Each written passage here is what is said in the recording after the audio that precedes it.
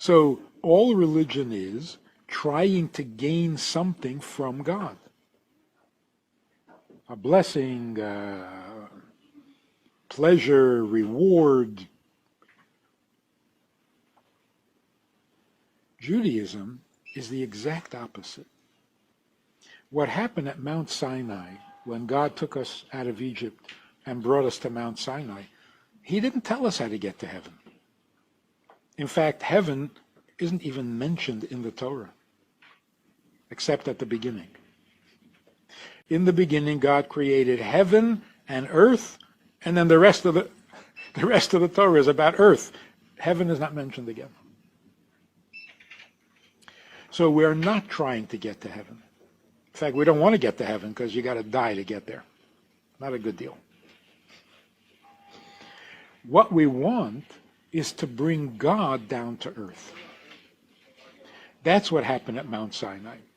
God came down to the mountain to tell us what he needs, not what we need.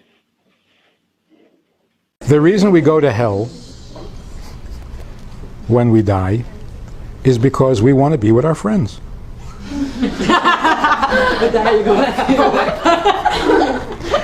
If you go to heaven, who are you going to talk to? That's true. No one in my life is going to heaven.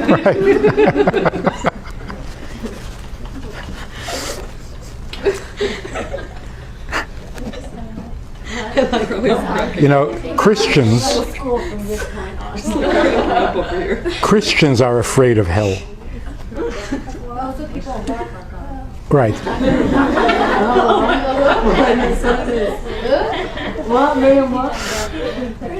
It's a Borough Park thing. Yeah. So first of all, what is Gehenna? What is it?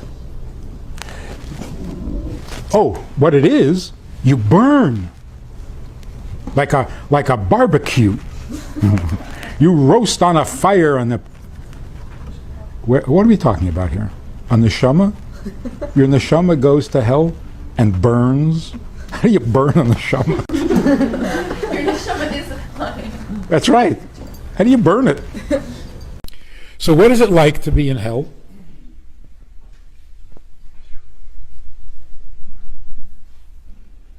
There is really a serious, proper definition or description of hell. When you come home to your home, and you don't feel comfortable. That's hell. When you come to the place where you belong, and you don't feel like you belong, that is horrible. The burning in hell is not a fire with little demons with pitchforks. The burning in hell is the embarrassment that a soul feels when it doesn't know how to be a soul anymore. Some souls go back to the world of souls as if they never left. Completely comfortable being a soul. That's heaven. But when you're uncomfortable being a soul, because your soul is so used to being in a body, not being comfortable as a soul among souls, that's hell. How long does it take to readjust? Maximum 12 months. After 12 months, you're in heaven.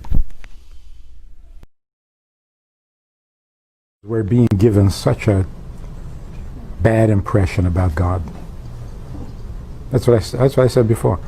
We'd say God doesn't need anything, he doesn't take anything from you, you can't do anything for him, but when he gets angry, you're in trouble. You know, that's a monster, that's not God. This minister back in Minnesota, very nice guy, we met, we were introduced for the first time, and he says, "So, do you believe in Jesus?" And he wasn't being aggressive, or he was straight talking, wants to know what I believe. So I said, "Look, I don't know much about Christianity. But I'm not looking for a God who's going to help me. I'm looking for a God that I can do for, not have him do for me. And that's it. There was nothing he could say. He started to cry. And he says, I never thought of that.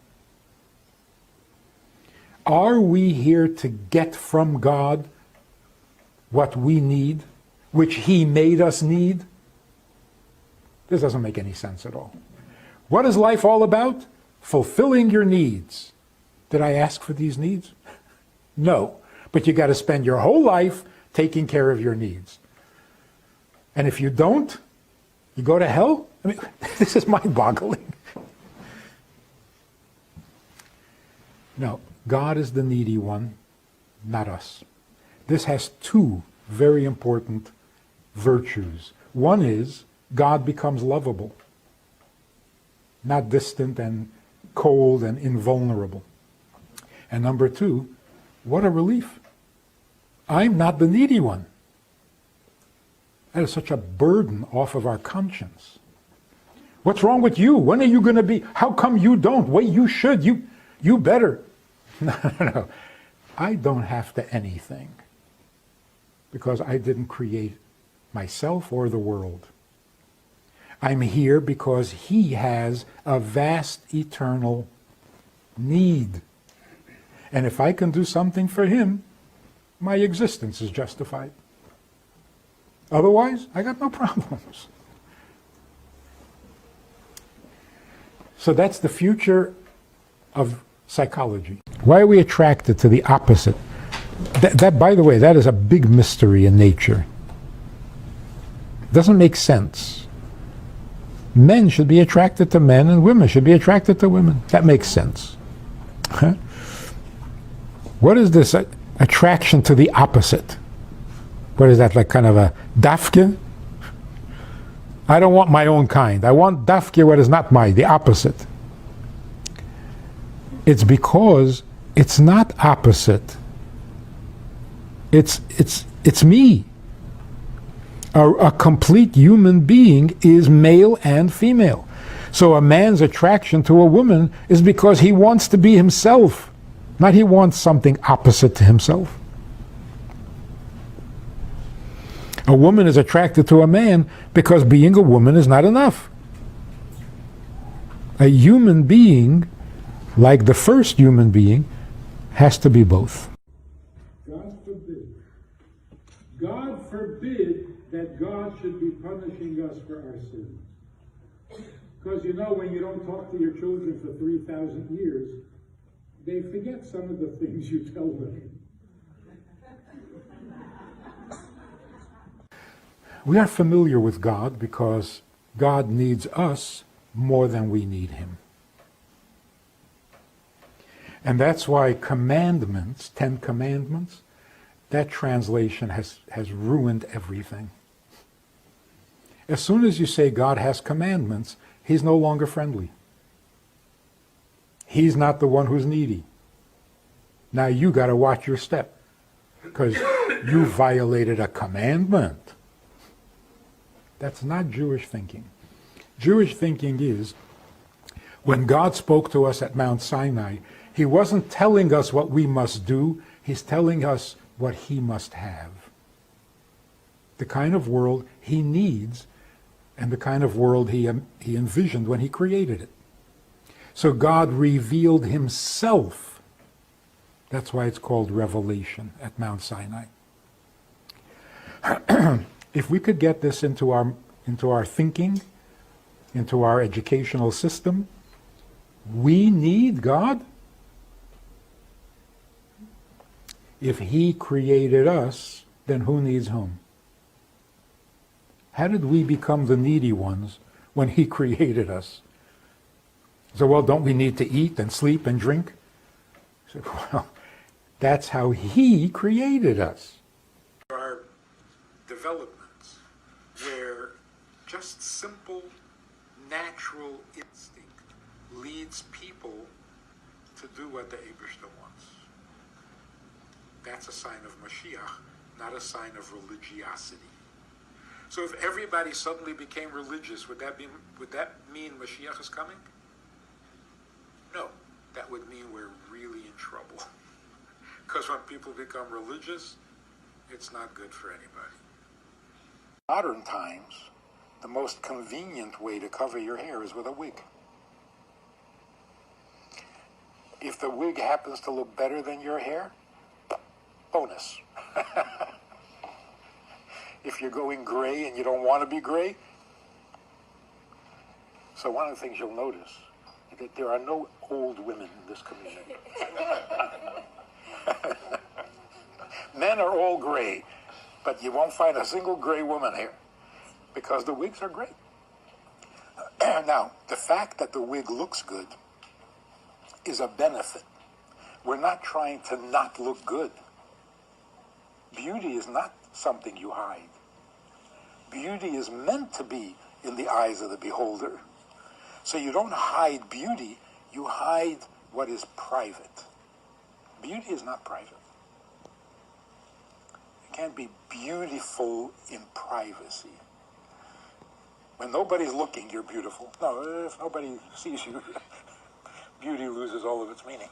So we're not trying to not be beautiful or attractive.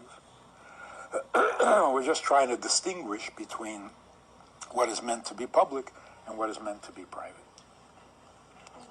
The misunderstanding between Chabad and religious people is because we're not religious.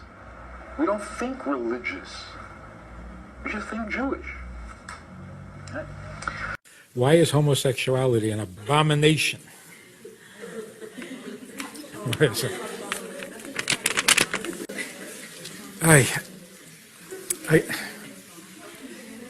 It's not. It's not.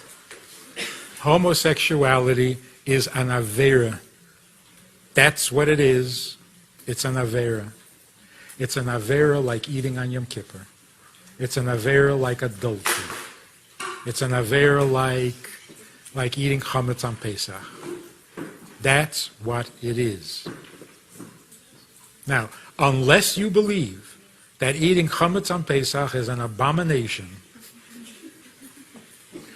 if eating chametz on Pesach is not an abomination, then neither is homosexuality.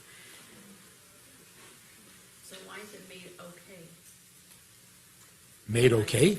Not by us, but, well, guys don't look at anything. They say, oh, okay, they have emotional issues. Okay, let them be. So here's how it happened. Like, okay. First, the very religious came along and said, it's not just a sin, it's an abomination. Then they figured out, you know what? It's not an abomination. Oh, okay, then do it. You see? If you try to embellish, you end up losing. You don't need to embellish. It's an avera. Why is it a worse avera than anything else? Who said? Who could say that it's a worse avera than anything else? Come on, stop it. An avera is an avera. You have your favorite avera, I have my favorite avera.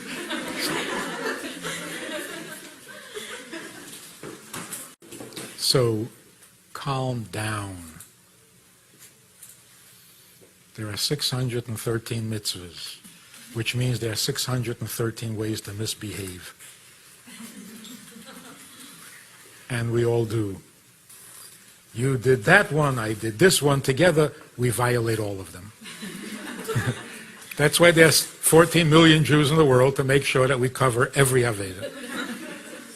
So just because you don't do that Avera doesn't mean nobody should. Somebody's got to. First of all, eternal damnation, not possible. There's no purpose. Eternal damnation means you're not getting better. Forever. What's the point?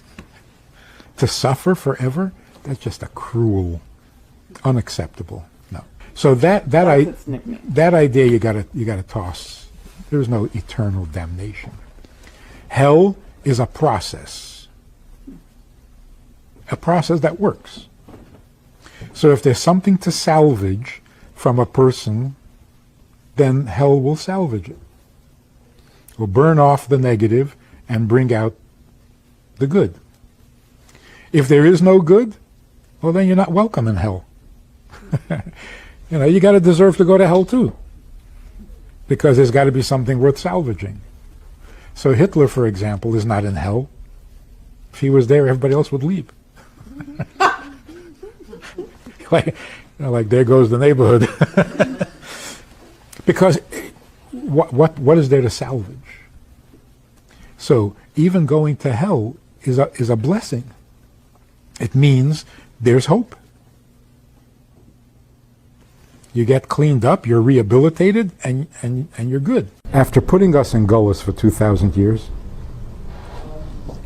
after giving us a Yetzer Hara, after creating sins, he is going to punish us if we do a sin? That sounds like a monster. That's indecent. That's like blaming the victim. Today, because of how long the Golos has gone on, there isn't a Jew in the world who deserves punishment, no matter what he does. Your mind will tell you that you are dependent on him. If he's God, he has the football. If he doesn't want to play, the game is over. So you're dependent on him. So you have to pray to him, you have to appease him, you have to fawn on him, compliment him, so that he'll be good to you. That's horrible. Unfortunately, Jewish exposure to that kind of thinking over the centuries, we absorb what the environment gives us. And it became part of Jewish thinking, which is very sad. Here's what Jewish thinking should be. We are not needy and dependent on God. God is the one who is needy, and he is dependent on us. That's faith.